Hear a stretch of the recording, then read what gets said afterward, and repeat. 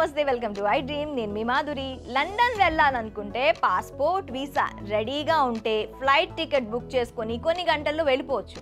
మనం రెడీగా ఉండాలి, కానీ చాలా ఎయిర్లైన్ సంస్థలు విమానాలతో రెడీగా ఉంటాయి. కానీ మన దేశాన్ని బ్రిటిష్ వాళ్ళు పాలించిన రోజుల్లో అక్కడి నుంచి ఇక్కడికి, ఇక్కడి నుంచి అక్కడికి బ్రిటిషర్లు మనవాళ్ళు ఎక్కువగా షిప్పుల్లోనే వెళ్ళేవారు. స్వతంత్రం వచ్చాక కూడా విమానాలు కూడా దాదాపు అందరికీ అందుబాటులో ఉండేవి కాదు. ఇలాంటి పరిస్థితుల్లో 50వ దశకంలో బస్ సర్వీస్ ప్రారంభమైంది. 1957లో మన దేశంలోని కోల్కతా నుంచి లండన్ వరకు ఆల్బర్ట్ ట్రావెల్స్ అనే కంపెనీ బస్ సర్వీస్ ప్రారంభించింది.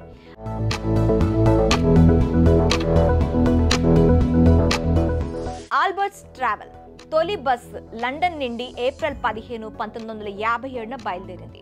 మొదటి సర్వీస్ 50 రోజుల తర్వాత జూన్ 5న కోల్కతాకు చేరుకుంది. ప్రయాణంలో బస్ ఇంగ్లాండ్ నుండి బెల్జియం, అక్కడి నుంచి పశ్చిమ Germany, Austria, Yugoslavia, Bulgaria, Turkey, Iran, Afghanistan, Pakistan మీదుగా భారతదేశానికి ప్రయాణించింది. మన దేశంలో ప్రవేశించాక న్యూఢిల్లీ, ఆగ్రా, అలహాబాద్, బెనారస్ మీదుగా కోల్కతా చేరుకుంది.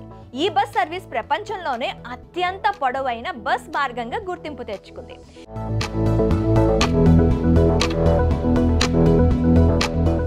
కోల్కతా లండన్ మార్గాన్ని హిప్పీ రూట్ అని కూడా అంటారు. కోల్కతా నుంచి లండన్ కు 16,000 కిలోమీటర్ల ప్రయాణానికి ఒక ట్రిప్ కు అప్పట్లో 145 పౌండ్లు ఛార్జ్ చేసేవారు.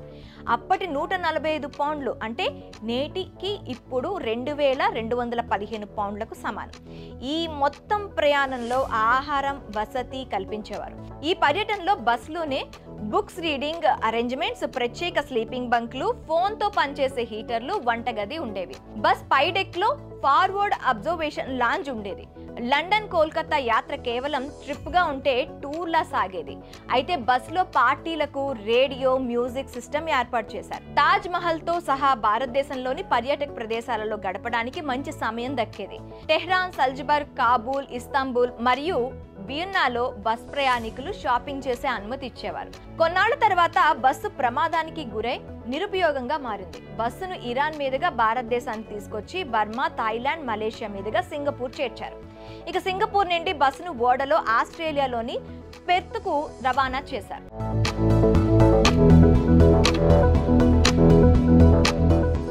అక్కడి నుండి రోడ్డు మార్గంలో సిడ్నీకి తీసుకెళ్లారు. ఆ తర్వాత బస్సును బ్రిటిష్ యాత్రికుడు ఆండీ స్టీవర్ కొనుగోలు చేశారు.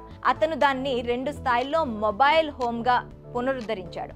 డబల్ డక్కర్ పేరు ఆల్బర్ట్ గా మార్చారు. అక్టోబర్ 8, 1968న సిడ్నీ నుండి భారతదేశం మీదుగా లండన్ వరకు ప్రయాణించింది. ఇక బస్ లండన్ చేరుకోవడానికి దాదాపు 132 రోజులు పట్టింది.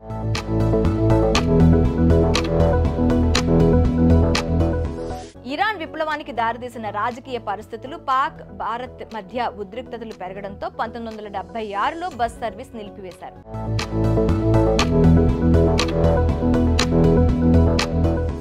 అలా ఆల్బర్ట్ టూర్స్ కోల్కతా నుండి లండన్, మళ్ళీ లండన్ నుండి సిడ్నీ వరకు దాదాపు 15 పర్యటనలు పూర్తి చేసింది. దాదాపు 2 దశాబ్దాలు సాగిన ఇంటర్నేషనల్ బస్ యాత్ర చరిత్ర పుటల్లో మిగిలిపోయింది.